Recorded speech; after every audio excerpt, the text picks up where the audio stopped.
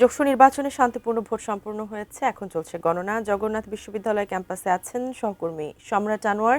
যশোর নির্বাচনের পরিস্থিতি জানতে আমরা সরাসরি তার সঙ্গে যুক্ত হচ্ছি। সম্রাট, ভোট গণনার কার্যক্রম কতদূর, কখন নাগাদ জানা যাবে ফলাফল? ধন্যবাদ। এর আগের বলছিলাম যে এই যশোর নির্বাচনের যে ভোট গ্রহণের পর যে ভোট গণনার কার্যক্রম সেটি শুরু হয়েছিল, কিন্তু আমরা এখন দেখতে পাচ্ছি যে গণনা শুরু হওয়ার পরপরই আবারও তাদের ভোট গণনা কার্যক্রম বন্ধ করে দেওয়া হয়েছে এবং ভেতরের যে বলছিলাম যে মানুষজনের উপস্থিতি, সেই উপস্থিতিটা এত পরিমাণ বেশি ছিল যে তারা বাধ্য হয়েছেন যে সবাইকে বাইরে বের করে দেওয়ার জন্য, এবং বাইরে বের করে দিয়ে তারপরে যাদের শুধুমাত্র কাগজ আছে কিংবা অনুমতি আছে তাদের সেই অনুমতিপত্র দেখেই তারপর তাদেরকে ভেতরে ঢোকাচ্ছেন, এবং এই কারণেই কিছুটা সময় এখানে ব্যয় হচ্ছে এবং যে কারণে আপাতত ভোট গণনার কার্যক্রম সাময়িকভাবে বন্ধ রাখা হয়েছে।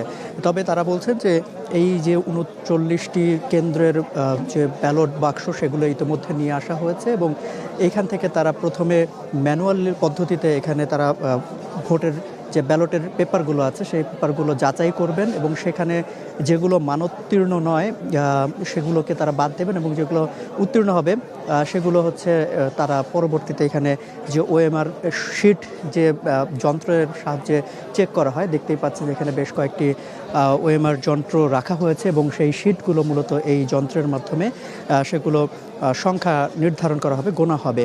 তো আসলে কার্যক্রম যদি বলি যে এখনো পর্যন্ত মানুষের উপস্থিতি এখানে ভেতরে দেখতেই পাচ্ছেন যে কিছুটা কমেছে, কারণ সবাইকে বাইরে বের করে দেওয়া হয়েছিল এবং সবাইকে আবার আস্তে আস্তে কাগজ দেখে অনুমতিপত্র দেখে তারপর তাদের ভেতরে প্রবেশ করতে দিচ্ছেন।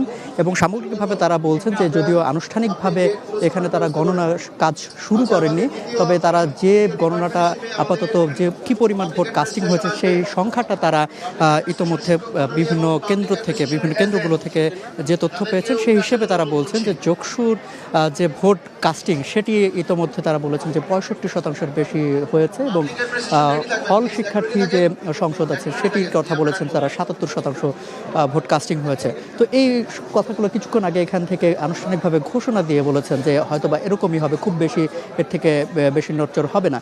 তবে আনুষ্ঠানিকভাবে এখন কখন নাগাদ আনুষ্ঠানিকভাবে আবারও ভোট গণনা কার্যক্রম শুরু হবে এবং সেটি শেষ করতে করতে আসলে কতক্ষণ লাগতে পারে সেটা এখনও যাচ্ছে না। এর আগের যে নির্বাচনগুলো হয়েছে ডাকসু, জাকসু, রাকসু, সেসব নির্বাচনে কিন্তু আমরা দেখেছি যে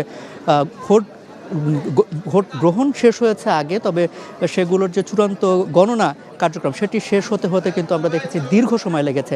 এখন সেই একই ধারার পুনরাবৃত্তি হবে কিনা সেটার জন্য এখন আমরা অপেক্ষায় আছি।